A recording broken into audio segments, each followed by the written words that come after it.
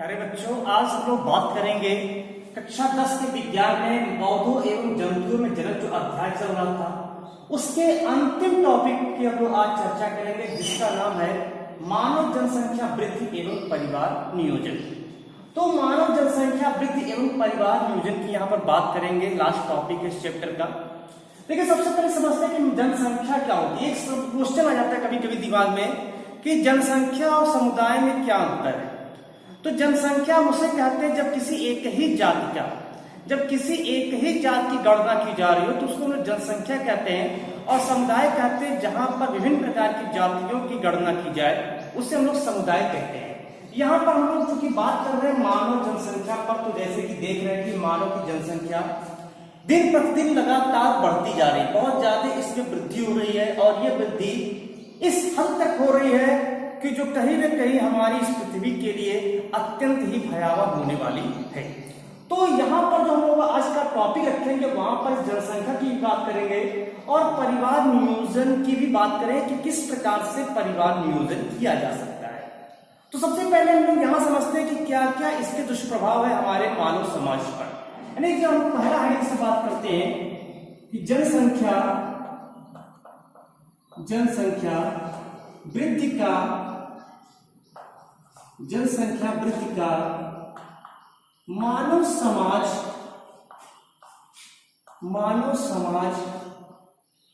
पर दुष्प्रभाव।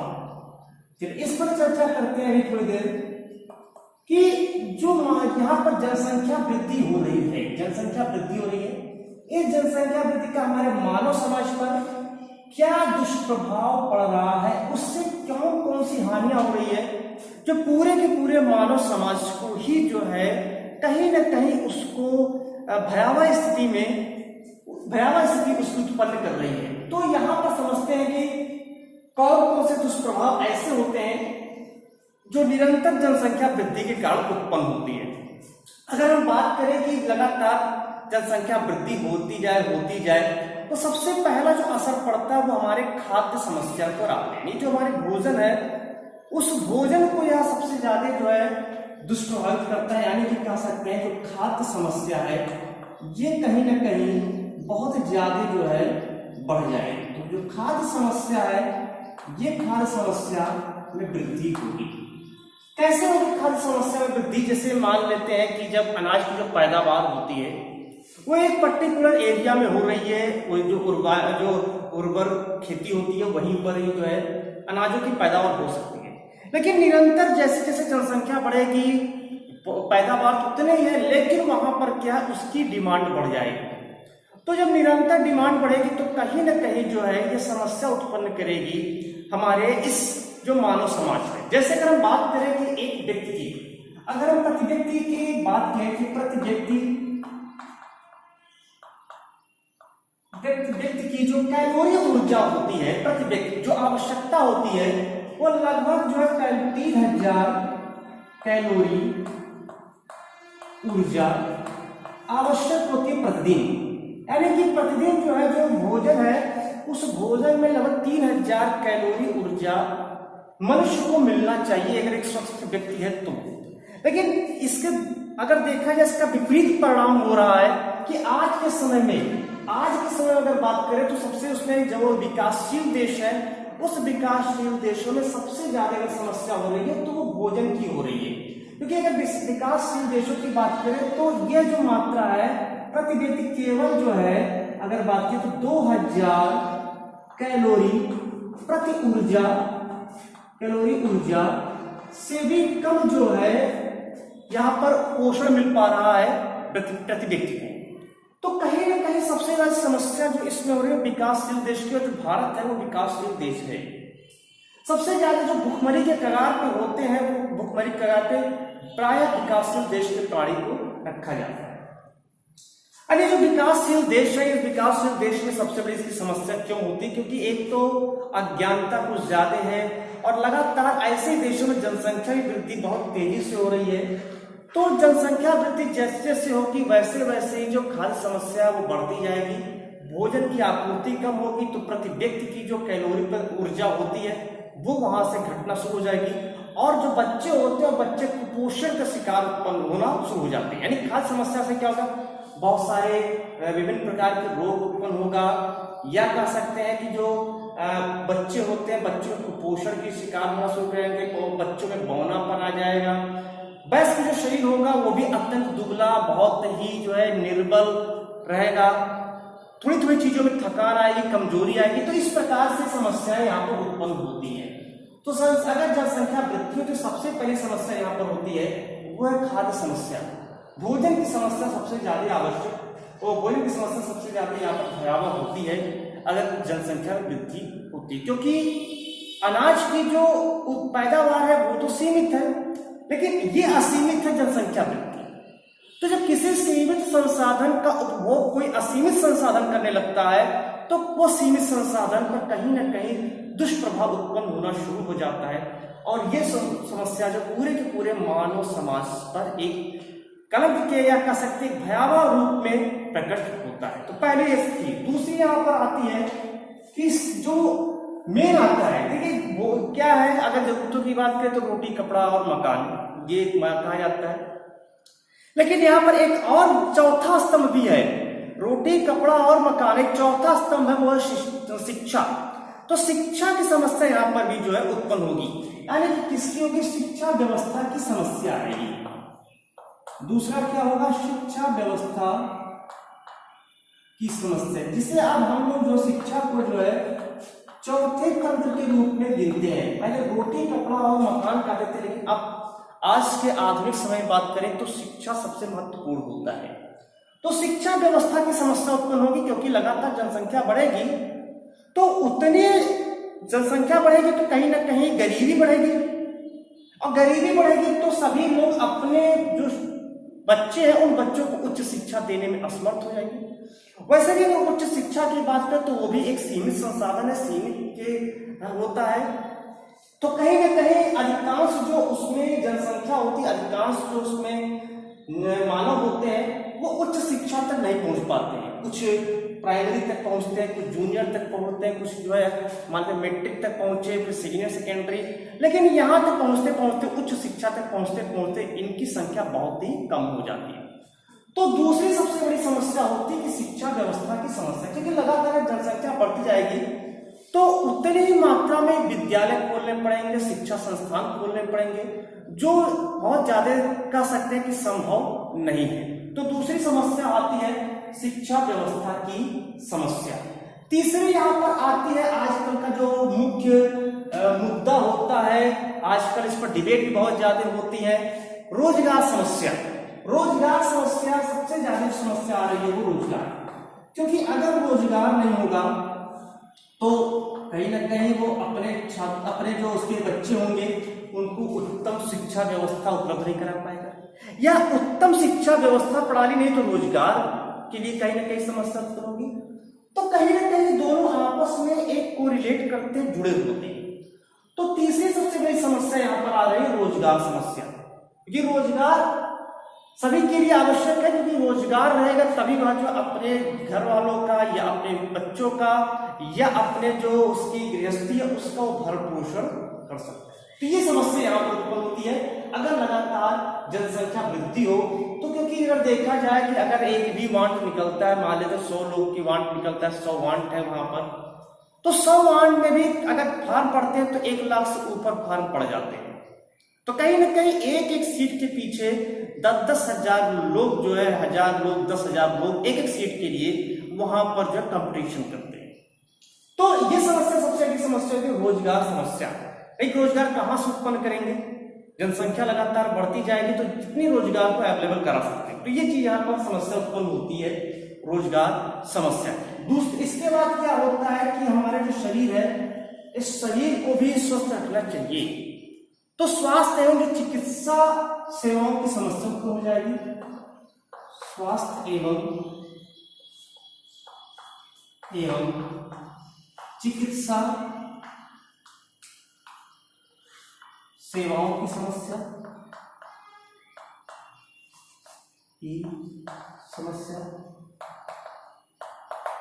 अब स्वास्थ्य भी आवश्यक है, क्योंकि अगर स्वस्थ रहना है तो अपने स्वास्थ्य को मेंटेन रखना है। खाद्य समस्या से चलिए मान लेते हैं कि आपको भोजन पर्याप्त मात्रा में मिल रहा है। शिक्षा व्यवस्था में पर्याप्त मात्रा में रोजगार की समस्या नहीं है।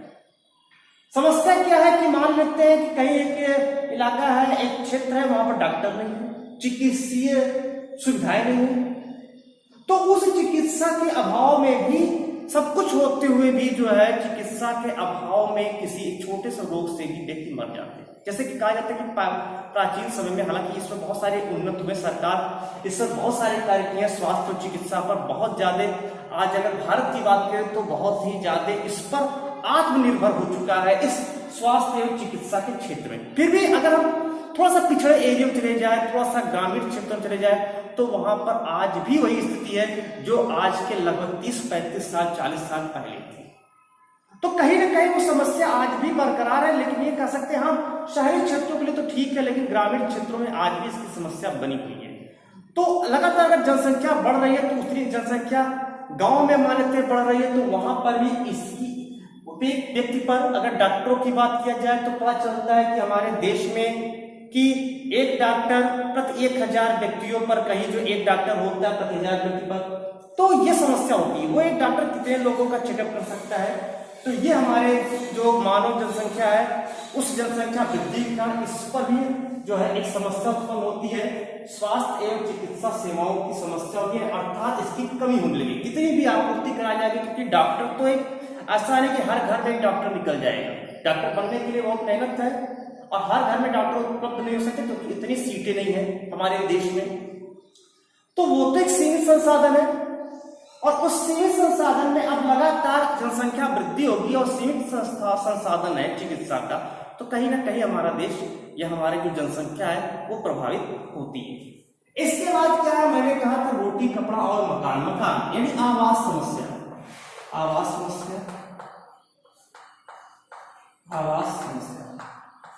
आवास समस्या से तो सभी लोग लगभग जूझ रहे हैं। बहुत ज्यादा इसमें समस्या हो रही है कि जैसे मान लेते किसी का बहुत बड़ा मकान था, लेकिन अगर उसके पीढ़ी दर पीढ़ी उस किसी के 4 बच्चे हो गए, फिर 4 से उनके जो है 1 2 3 3 4 बच्चे हो रहे हैं, तो कहीं ना कहीं बहुत बड़ा है, आपके पास बहुत बड़े मकान है, फिर भी उसमें बंटवारा जब होने लगेगा तो बहुत छोटे छोटे टुकड़ों में पड़ जाएगा। यानी एक कमरे का भी औसत जो है नहीं मिलता है। इसे देखिए मुंबई, दिल्ली या जो बड़े महानगर है, वहां पर देखेंगे कि बिल्डिंगें बनती हैं और एक उसमें फ्लैट दिए जाते हैं। वो कहीं ना कहीं आवास की समस्या। पहले क्या होता था कि एक बड़ा सा घर होता था, उसमें लोग रहते थे, लेकिन आज की समस्या क्या है, एक छोटे से फ्लैट में रहते हैं और वो भी बहुत मंजिला इमारत पर रहते हैं। तो ये समस्या यहाँ पर आ रही है कि आवास की समस्या भी प्रमुख हो रही है। लगातार जनसंख्या बढ़ेगी तो रहने के लिए घर तो चाहिए ही चाहिए। ऐसा तो है नहीं कि ऐसे खुले में रह सकते हैं, क्योंकि उन्हें बरसात से भी बचना है, उन्हें आजकल चोरी बेईमानी ये सब चीज उनसे भी बचना है। तो कहीं ना कहीं सबको एक अपनी आवास की आवश्यकता होती है, तो ये आवास की समस्या भी उत्पन्न होती है। अगर शहरी क्षेत्र चले जाए तो देखिए कि कहीं जमीन नहीं खाली है तो आप आवास बनाएंगे कहाँ? तो लोग ग्रामीण क्षेत्रों की ओर भाग रहे हैं। जब एक ग्रामीण क्षेत्रों की ओर भागेंगे तो कहीं ना कहीं वो खाद्य समस्या को प्रभावित करेगा, क्योंकि अगर खेतों में मकान बन जाएंगे तो पैदावार कहां से होगी? तो ये समस्या यहाँ पर उत्पन्न होती है। तो कहीं ना कहीं आवास समस्या और खाद्य समस्या होती है। अगर आवास का अतिक्रमण करेंगे, आवास को जा करके वहां पर खेतों का अतिक्रमण करेंगे तो खाद्य समस्या उत्पन्न होगी। खाद्य की समस्या को पूर्ति करेंगे तो आवास समस्या होगी। तो कहीं ना कहीं दोनों आपस में कोरिलेट करते हैं। इसके बाद क्या होता है, यातायात एवं परिवहन की समस्या। यातायात एवं परिवहन की समस्या।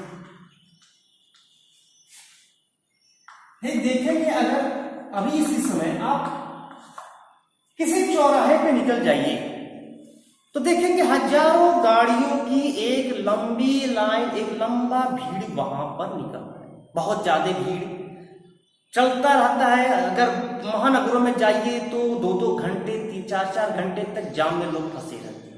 वो जाम आखिर आया कहां से? वो जनसंख्या वृद्धि हुई तभी जाम है। लगातार सड़कें बन रही है, लगातार सड़कें का जो है निर्माण हो रहा है, सड़कें चौड़ी की जा रही है, फिर भी जो समस्या है जाम की, उस जाम की समस्या से छुटकारा नहीं मिल रहा है। तो उसका भी बहुत बड़ा रीजन है, क्योंकि जब जनसंख्या लगातार वृद्धि होगी तो निश्चित रूप से परिवहन यातायात के साधन भी वहां पर बढ़ेंगे, और बढ़ेंगे तो पता चलेगा कि छोटी सी जगह पर अगर थोड़ा सा भी कोई वहां पर बैरियर लग जाए या कुछ भी हो जाए तो पूरा घंटों जाम लगता है। तो घंटों जाम से आजकल लोग प्रतिदिन कहीं ना कहीं जूझते हैं जो लोग रोड पर निकलते हैं। तो ये कहां से समस्या उत्पन्न हुई? ये समस्या उत्पन्न हो रही है इसी जनसंख्या वृद्धि के कारण उत्पन्न हो रही है, कहीं और से नहीं उत्पन्न हो रही है। ये समस्या कहां से उत्पन्न हो रही है? इस जनसंख्या वृद्धि के कारण ही उत्पन्न हो रही है। इसके बाद क्या है, जो रहन सहन है उसकी भी हम लोग बात करें तो अगर मान लेते लगातार जनसंख्या बढ़ेगी तो कहीं ना कहीं रहन सहन का स्तर निम्न हो जाएगा। रहन सहन का स्तर निम्न हो जाएगा, कह सकते हैं रहन सहन का निम्न स्तर ठीक होगा ही। रहन सहन यहां पर रोजगार होने चाहिए क्योंकि रोजगार तो आवश्यक है। रोजगार रहेगा तभी वहां पर आपके पास कुछ भोजन रहेगा, खाद्य सामग्री आप जुटा सकते हैं, रहने की आवास की व्यवस्था कर सकते हैं, यातायात के साधन को आप व्यवस्था कर सकते हैं, उच्च शिक्षा दे सकते हैं। लेकिन अगर आपके पास जनसंख्या वृद्धि होगी और रोजगार की समस्या है तो आपकी सारी समस्याएं यहाँ पर पूरी, खाद्य समस्या, शिक्षा व्यवस्था, स्वास्थ्य चिकित्सा, आवास, यातायात और सबसे बड़ा अगर इन सब का फैक्टर है तो रहन सहन का आपका जो स्तर वो निम्न स्तर का हो जाएगा। क्योंकि आप तो बस किसी तरह से आप जिंदा रहने की कोशिश करेंगे क्योंकि जनसंख्या वृद्धि है। अब पता चल रहा है कि कमाई है, मान लेते हैं 10,000 रुपए कमाई है, 5-6 बच्चे लगातार लाइन से हो गए हैं, कोई रोक नहीं है, जनसंख्या वृद्धि चलती जा रही है, कोई रोक नहीं, रोकने वाला नहीं है, कोई कानूनी व्यवस्था नहीं, लगातार 10-10 बच्चे पैदा किए जा रहे हैं। अब 10-10 बच्चे पैदा कर रहे हैं, 8 बच्चे 10-10 बच्चे पैदा कर रहे हैं तो उनके लिए क्या 10,000 की आपकी कमाई है तो आप क्या करेंगे? शिक्षा दे पाएंगे? बिल्कुल नहीं दे पाएंगे। क्या सभी को 3000 कैलोरी ऊर्जा वाला खाद्य पदार्थ दे सकते हैं? वो भी नहीं दे पाएंगे क्योंकि संसाधन सीमित हो रहा है। रोजगार की आपकी ऑलरेडी समस्या है, स्वास्थ्य चिकित्सा नहीं कर पाएंगे, 10,000 है उसमें किसी बच्चे को बीमार होगा तो 1,000-2,000 वो भी चला गया, आप उस पर खाएंगे क्या, रहेंगे क्या? चलिए मान लेते हैं आवास की समस्या आपको नहीं है लेकिन फिर भी कितना बड़ा आप मकान बनाएंगे, 10 बच्चे तो उनके कहीं ना कहीं फिर उनकी परिवार बढ़ेगा, ये भी समस्या होगा। तो कहीं ना कहीं जो रहन सहन का स्तर है वो काफी निम्न हो जाएगा। तो रहन सहन का स्तर भी से निम्न होता है। तो ये जनसंख्या वृद्धि के कारण हमारे मानव समाज पर यहां पर एक दुष्प्रभाव उत्पन्न होता है। यहां पर कुछ पॉइंट है जैसे 1, 2, 3, 4, 5, 6, 7 पॉइंट है, आप इस 7 पॉइंट को भी नोट कर सकते हैं। तो ये क्लास 10th के लिए अगर समस्या पर आती मानव समाज पर क्या दुष्प्रभाव होता है जनसंख्या वृद्धि से तो आप इसको जो है पूरा डिटेल में लिख सकते हैं। अब हम लोग बात करते हैं यहां पर दूसरे टॉपिक पे कि इस जनसंख्या वृद्धि को रोका कैसे जाए। ये भी एक है कि जनसंख्या वृद्धि को रोकना, जनसंख्या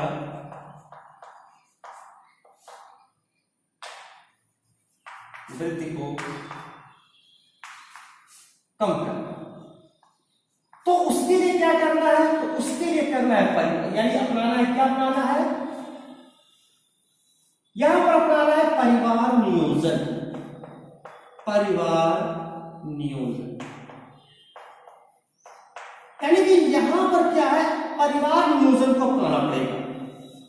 जनसंख्या वृद्धि को अगर कम करना है, स्तर को अपने बढ़ाना है तो कहीं ना कहीं परिवार को सीमित रखना पड़ेगा। यानी परिवार का नियोजन अर्थात कह सकते हैं कि ऐसा नहीं हम दो हमारे दो, ऐसा भी नहीं। अब आजकल के समय तो हम दो हमारे एक, ये प्रणाली अपनानी है। तब तो हम जनसंख्या पर कहीं ना कहीं कंट्रोल करेंगे, उच्च शिक्षा दे सकते हैं अपने बच्चों को, उच्च रहन सहन दे सकते हैं। तो ये चीज यहां पर ध्यान देना है। तो वो जमाना भी लग गया, हम तो हमारे दो और हम तो हमारे 10, ये तो है ही नहीं। इसको करें, इसको अगर निभाते रहेंगे तो वही समस्या होगी जो ऊपर। तो परिवार नियोजन के लिए यहां पर क्या क्या चीज किया जा सकता है? तो क्या क्या किया सकता? सबसे पहले इसमें कि बच्चों के जन्म के बीच की दूरी, पहला इसमें क्या है कि बच्चों के जन्म के बीच दूरी, सच समझे?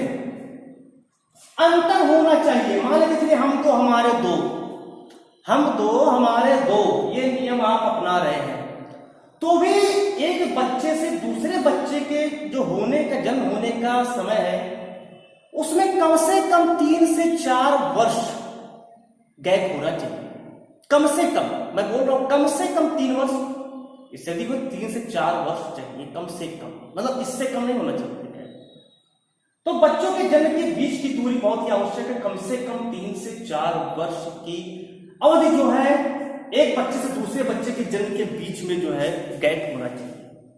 तो कुछ हद तक, लेकिन इसके बाद नहीं कि हर 3 से 4 वर्ष के बाद एक एक जो है होते रहे बच्चे, ऐसा भी नहीं करना है। मैंने कहा कि हम तो हमारे एक फार्मूला ज्यादा अच्छा, लेकिन फिर भी आप हम तो हमारे 2 कर रहे हैं, तो उसके लिए फिर आपको जो है बच्चों के जन्म के बीच दूरी तो आपको बनवानी पड़ेगी 3 से 4 वर्ष का कम से कम।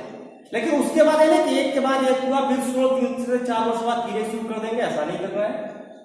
तो एक दूरी होगी, अगर 2 बच्चे हो रहे तब की मैं बात कर रहा हूं, उससे ऊपर जाएंगे तो आपको सारी समस्या को झेलनी पड़ेगी, कहीं ना कहीं आप झेलेंगे पूरी समस्या को, आप जो है इससे कहीं ना कहीं आप जो है रूबरू होंगे। तो उस समस्या से अगर नहीं आपको मिलना है, उस समस्या को आपको आपके जीवन में ना आए, तो उसके लिए आपको परिवार नियोजन अपनाना पड़ेगा। तो पहली चीज ये। दूसरा है विवाह की आयु में वृद्धि। विवाह की आयु में वृद्धि, पहले क्या होता था? पहले होता था बाल विवाह। क्या होता था? बाल विवाह। बाल विवाह होता था। बाल विवाह में क्या होता था कि बच्चा, लड़का लड़की छोटे से है, पता चला शादी हो गई। अब एक तो अज्ञान है, कोई ज्ञान नहीं है लड़की लड़कियों में, हो गया परिवार नियोजन। तो उस चीज को दूर करना तो विवाह की आयु में वृद्धि करनी पड़ेगी। सरकार का मानक है लड़के कम से कम 18 वर्ष, लड़का कम से कम 21 वर्ष होना चाहिए। लेकिन हमें इससे थोड़ा ऊपर जाना पड़ेगा, क्योंकि आज के समय में देखा जाए तो 18 साल की लड़की भी जो है शारीरिक रूप से तो उसको बनावट आते हैं कि हाँ वो पूरी तरह से बिचोर है, लेकिन वास्तविकता में वह जो है गर्भधारण नहीं कर पाएगी। गर्भधारण करेगी तो, लेकिन समस्या हो सकती है उसके जीवन पर। तो रिस्क क्यों लिया जाए? शारीरिक दिखने में लगता है कि शारीरिक बनावट है कि हाँ वो पूरी तरह से वयस्क है, बस ऐसा नहीं है कुछ। 18 साल की लड़की, 20 साल की लड़की, उसके गर्भधारण की क्षमता होती है वो कमजोर होती है, वो उसके जीवन के लिए खतरा हो सकता है, उसकी मृत्यु भी हो सकती है गर्भधारण के समय। गर्भधारण या जब जो है वहां पर प्रेगनेंसी के पश्चात जो है जब उसका प्रसव होता है, तो ये समस्या नहीं। यानी विवाह की आयु में वृद्धि करनी चाहिए। जो विवाह की आयु थी अब इसको 25 वर्ष करनी आवश्यक है, सरकार को इस पर नियम लाना चाहिए। तो विवाह की आयु में वृद्धि, कुछ बच्चे असहमत होंगे, जो बच्चे छोटे हैं कि अरे ये तो सर क्या बात कर रहे हैं, हम तो चाह रहे कि हमारा शादी 18-20 साल में हो जाए। लड़के आजकल के बड़े जो है कोशिश में रहते हैं कि जल्दी शादी हो जाए। तो भाई जल्दी शादी करेंगे तो ये समस्या को आपको झेलना पड़ेगा, इसलिए पहले कहीं ना कहीं स्टेबल हो जाइए, फिर आप इस समस्या से जो है रूबरू नहीं होंगे, या एक अच्छी लाइफ अपने परिवार को दे सकते हैं। तो इस चीज को यहाँ पर ध्यान देना कि परिवार नियोजन आवश्यक है। तीसरा क्या है? मैंने वही बात बार बार कर रहा हूं, सीमित परिवार। परिवार आपका सीमित होना चाहिए। मैंने कहा कि हम तो हमारे एक, किसी ने कहा हम तो हमारे 2, चीजें ठीक है, लेकिन प्राय कोशिश करिए हम तो हमारे एक ही हो। सीमित परिवार बहुत ही सीमित होना चाहिए, जिससे कि आप उसका भरण पोषण आसानी से भी कर सके। अगर आपको रोजगार नहीं तब भी आप भरण पोषण आसानी से कर लेंगे, उच्च शिक्षा भी दे लेंगे। किसी के 8 बच्चे हैं, किसी के 1 ही बच्चा है, तो किसकी जो जीवन स्तर कैसा होगा? कहीं ना कहीं जिसके पास 1 बच्चा है उसका जीवन स्तर अच्छा होगा, जिसके 10 बच्चे हैं उसका जीवन स्तर सुधरेगा। वो तो किसी के पता चलेगा किसी का शर्ट नहीं तो किसी का पैंट नहीं है, किसी का कुछ नहीं, कुछ नहीं, यही चलता रहेगा। इससे कहीं ना कहीं आप लोग को दूर होना पड़ेगा। तो सीमित परिवार इसका हो सकता है। तीसरा क्या है? प्रजनन निरोध।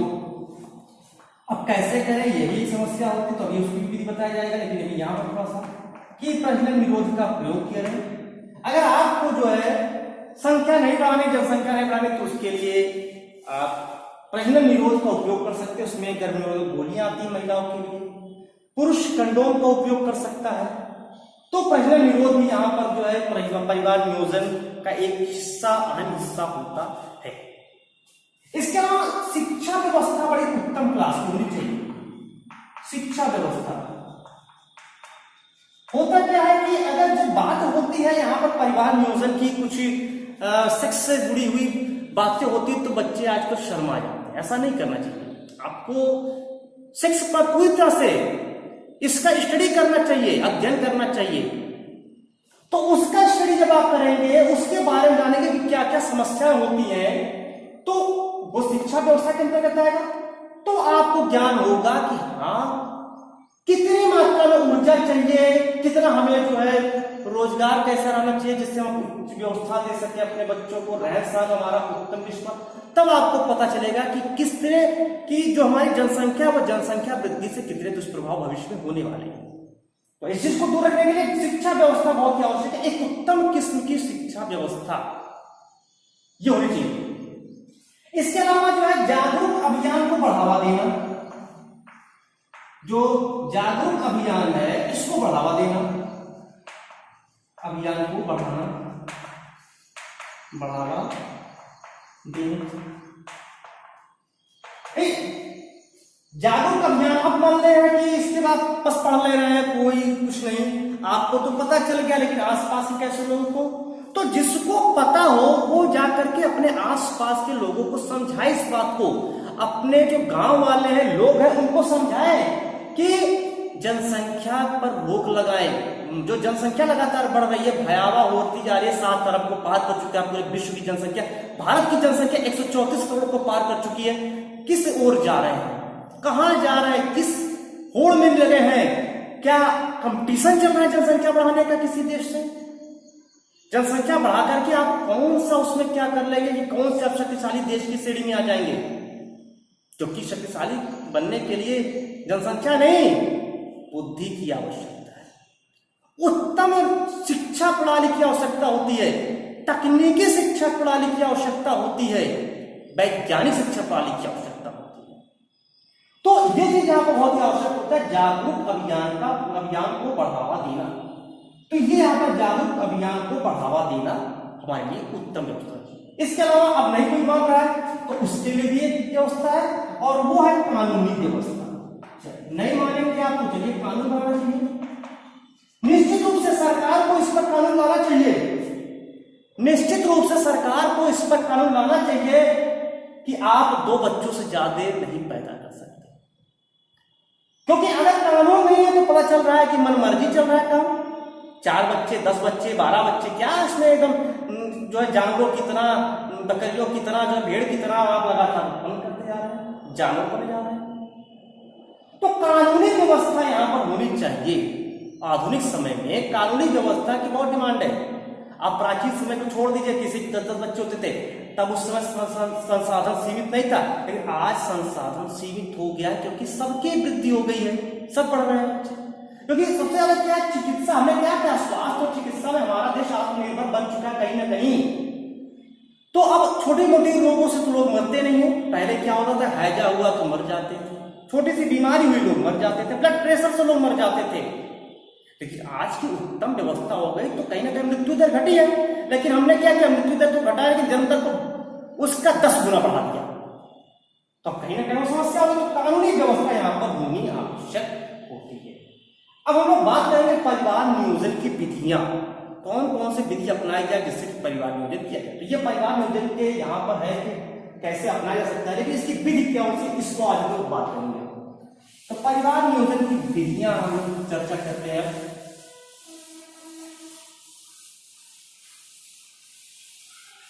हेडिंग है परिवार नियोजन की विधियां। परिवार नियोजन की विधियां।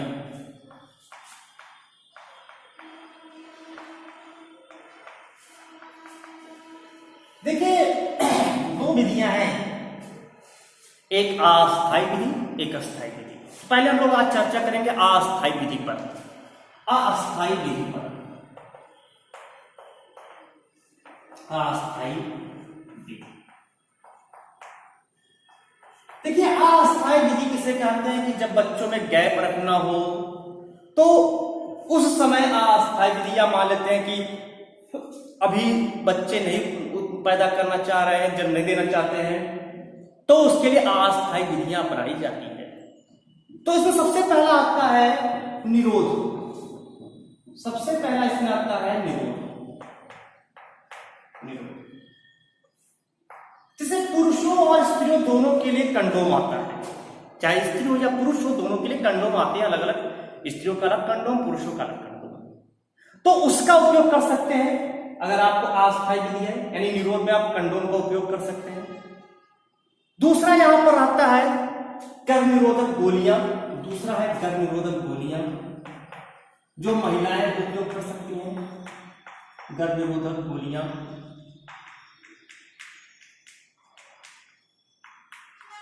तो एक सबसे बड़ा इंपॉर्टेंट क्वेश्चन था, एक नॉन स्टेरॉइड औषधि बनी थी जिसका नाम सहेली है, महिलाएं इसका उपयोग करती है गर्भ निरोधक के रूप में। ये क्वेश्चन नीट के 2000 पिछले साल 2019 में यह क्वेश्चन आया था कि नॉन स्टेरॉइड गर्भ निरोधक गोली है तो वो है सहेली। जो सहेली गर्भ निरोधक गोली है नॉन स्टेरॉइड, वो शरीर को नुकसान नहीं करता, तो गर्भ निरोधक गोलियों का उपयोग भी कर सकती हैं महिलाएं जो होती हैं। जो औषधियां होती है उसके द्वारा जो है गर्भ निरोधक औषधियां है उसका उपयोग करके वो जो है गर्भधारण से जो है बचे रह सकते हैं, तो ये भी यहां पर होता है। गर्भ निरोधक सुई भी आता है, गर्भ निरोधक सुई। तो गर्भ निरोधक आजकल इंजेक्शन भी चल रहा है कि वहां पर क्या है कि इंजेक्शन लगवा लिए तो कुछ महीने कुछ साल के लिए आपको गर्भधारण से छुटकारा मिल जाएगा, तो इसका भी उपयोग यहाँ पर किया जाता है गर्भ निरोधक सुई का। इसके अलावा गर्भ समापन मान लेते हैं कि अभी आपको जो है बच्चे नहीं चाहिए तो आप एबॉर्शन भी करवा सकते हैं, लेकिन ये एबॉर्शन की जो प्रक्रिया है यह बहुत ही कम समय में हो जानी चाहिए। अधिक अगर समय हो रहा है तो उस समय आपको फिर कानूनी रूप से जो है फिर उसको जो है गर्भपात करा सकते हैं, तो गर्भ समापन भी आप यहाँ पर करा सकते हैं। इसके अलावा एक और होता है लूप अथवा कॉपर टी का उपयोग कर सकती है महिलाएं। जो महिलाएं हैं लूप अथवा कॉपर टी का उपयोग कर सकती हैं। ये भी लगता है कॉपर टी, तो ये भी जो है 2 साल 3 साल के लिए होता है, तो उस इतने वर्षों तक जो है उनमें गर्भधारण नहीं होता है, तो ये भी बहुत ही अस्थायी विधि में परिवार नियोजन की एक प्रमुख विधियों में आता है। अगर हम लोग बात करें अस्थायी विधि, दूसरा है अस्थायी विधि। अस्थायी विधि की बात करें तो सबसे पहले इसमें आता है एक नसबंदी।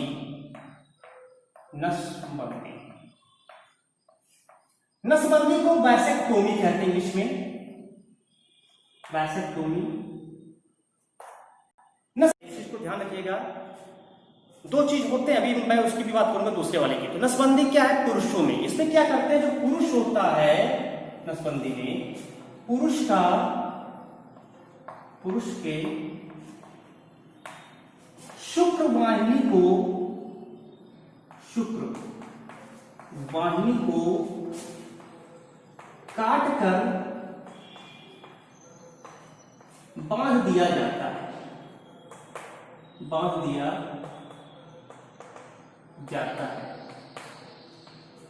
तो इसको हम कहते हैं नसबंदी। एक दूसरा होता है नलबंदी।